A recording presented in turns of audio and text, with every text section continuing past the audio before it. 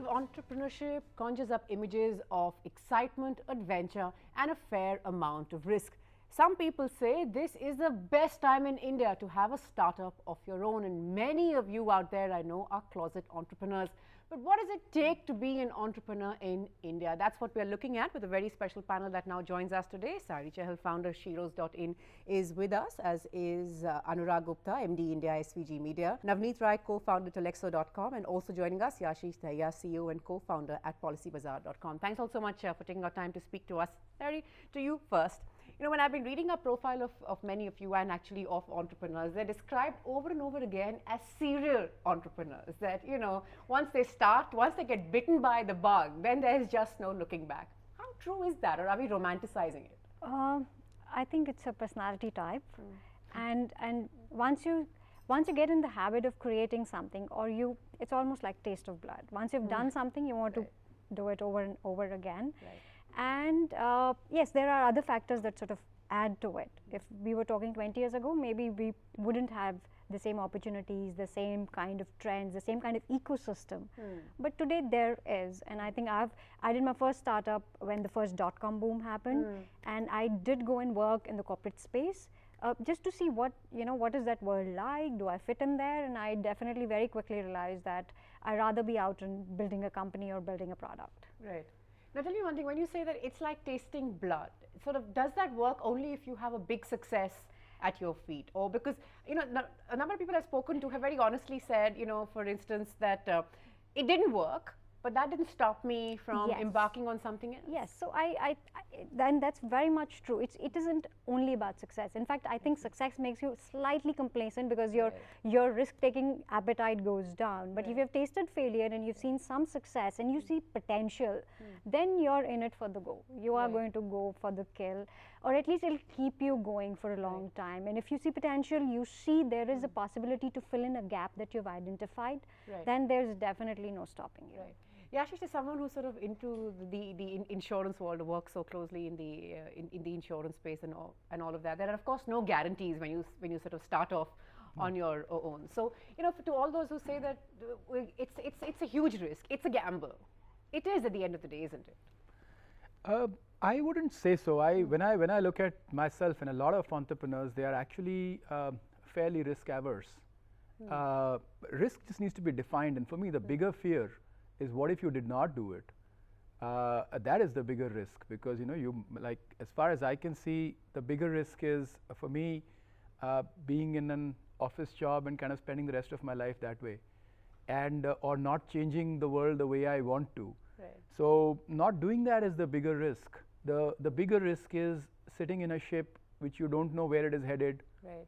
And you're just one cog in the thing, and, you know, the ship may crash. You know, who knows? Right.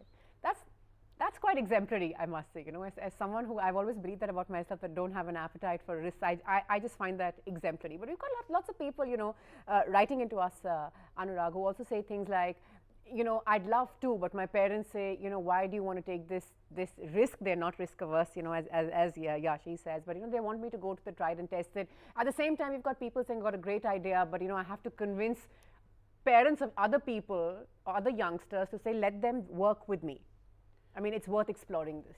Today, you know, when we've seen, you know, entrepreneurs making, you know, success stories, and we have fairly large number of them in India happening, I think that stigma is reducing. So therefore, it still remains. However, it's not that, you know, it's gone away.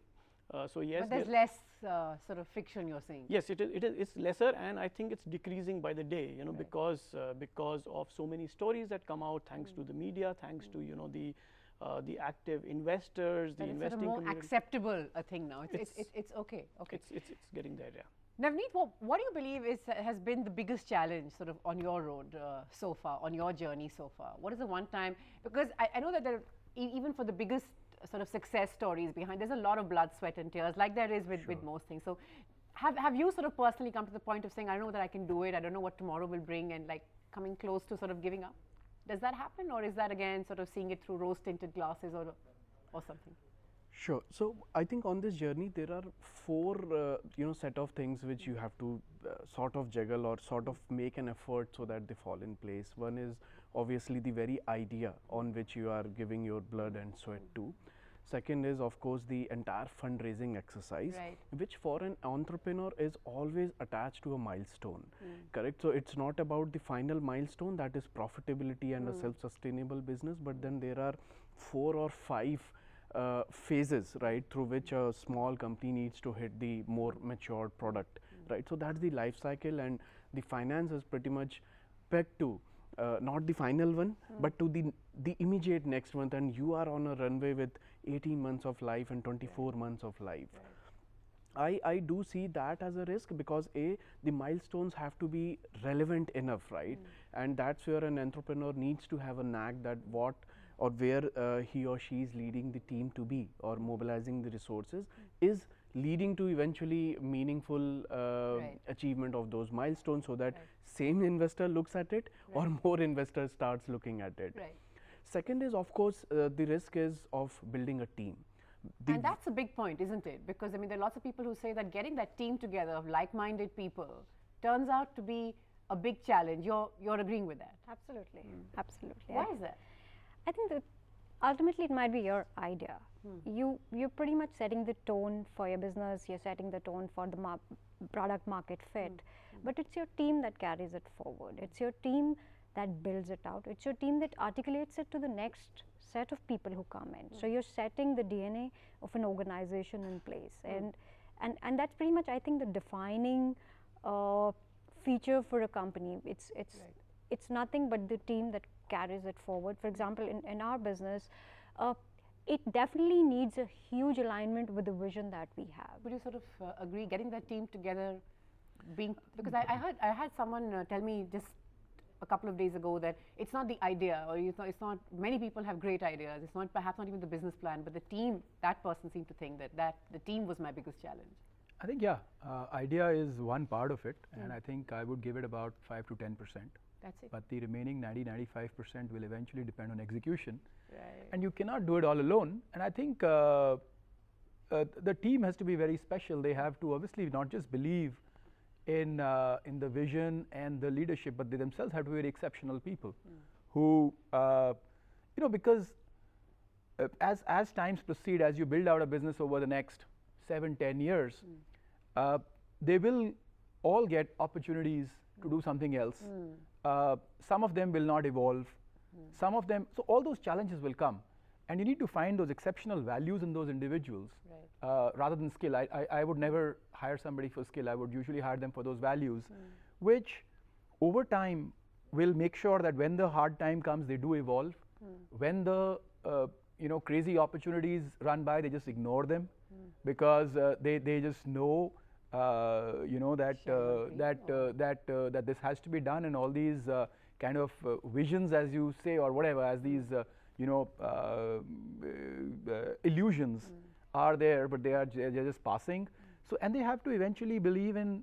So you have to build that rapport, that respect, where they are willing to follow you to the end of the world. Because if that is not there, then it's a tough environment out there, and it's going to take a long time. And they will be, you asked about ups and downs. I remember almost every week we would kind of think, okay, the company is finished, and the next week we would think, okay, we're on the top of the world. Right. So those ups and downs are part of the initial journey. I see. So like I said, there are no guarantees, and perhaps you take each day as it comes. I mean, is that until you sort of settle down? You never settle down. So you never settle down. Are there sort of like, eventual goals that everyone has? That I will reach here, and then what? What will I do post? Or like, how does it sort of work? I'm going to get into the mind of a serial entrepreneur side and sort of figure out how does it, do you already have your next venture sort of in the pipeline or the back of your head? Yeah, so sometimes some of your disruption may not come from another venture. Sure. Sometimes, one mandate is big enough to pretty much take you through a lifetime if it will. So for example, when we started, we wanted to sort of figure out this whole category of how do you solve a problem. We found a problem, we wanted to solve it. We were not focusing on revenues or business or whatever. We took a shot at it and we figured something. And now we have goalposts which keep changing, right? So an immediate goalpost would be to put 1 million women in workforce in the next 3 years. The bigger goalpost would be to take it to 10 million in 5 years. The larger goalpost says, hey, 100 million women in 10 years, and we got to do it. And so there's prep for for today and there's prep for the 100 million. Correct. But every day will be a different day. So my first venture was a newspaper for mariners. It was a venture that became up and running in 3 years, and I had literally no work by end of third year, and I moved out because it didn't sort of excite me anymore because problem solving died. It became a job at the end of the day, and I moved out because I wanted to do more. But here where we are, I think we have a long way to go in terms of the kind of problems we want to solve. Right. If you look at Google, or if you look at Facebook, they're still solving a different kind of problems, Exactly. aligned with the mission of connecting Right. the world or Right. making things better for internet users. Right. So it never really ends. I mean, you sort of like are constantly working at it. I mean, to use a cliche, I mean, they always say that you know, the passion must never run out if you're an entrepreneur, because that's the end of that. Would you sort of agree, or? The current times are more interesting because of the intersection between technology and consumer on one side, and technology and the way you serve the demand of the consumer, right? Be it from the supply chain side, be it from the internet marketing side, or be it in terms of the way you present the selection, price discovery and product discovery to your consumer. Now the rate at which you are able to discover those insights and the speed at which you are and you can, right, choose to act on those insights has gone up, right. So a lot of disruption is coming because of this unique positioning of this intersection between technology and the rest of the things around it, which you need to serve to your consumer, and the way you need to mobilize your own back-end operations. Hence, we are, as an entrepreneur, you know, one has to be always on toes. Disruption can come from extraneous variables, the competition, for example. A lot of it, by the way, comes internally, because our capacity to develop insights, right, is, I believe it's all-time high now. It's all-time high, yeah. It's And lot what's sort more of data aiding driven. this great boom? I'm going to sort of get into more of what you believe needs to be done to sort of make this space more vibrant, what the government needs to do, what individuals need to do in just a bit. But what if there was one thing that you believe you could change for entrepreneurs today, the one thing, what would it be? I'll start by you, everyone else. So a lot of things are already changing as we speak, right? The access to funds, right? One thing that you could change. One thing that I could change is I will incubate more entrepreneurs. I will personally mentor them and help them, you know, as many entrepreneurs as I possibly can. Okay, sorry. I would definitely want more women in the big game. Yeah. So I think the world's waiting for women to build unicorn companies, and that hasn't happened in a big way, right? And the one thing you could change? Would run lot of base camps, and will try to reach out to colleges actually, I see. and, Catch them young. nip in the bud actually, yes, Right. while they are young. I think you know, more people should just follow their mind and heart. So it's as simple as that. Whether they are working in a company or outside, they should just do more entrepreneurial stuff. Right. Is that easier said than done? Well, that's the perfect point for me to take a break. Okay. I'll slip into a break, but we'll come back. Is it really easy to do it? There are, of course, enough examples of people who are making a big success out of it, not just making a difference to them, but to the community out there at large as well. We'll slip into a quick break. Back.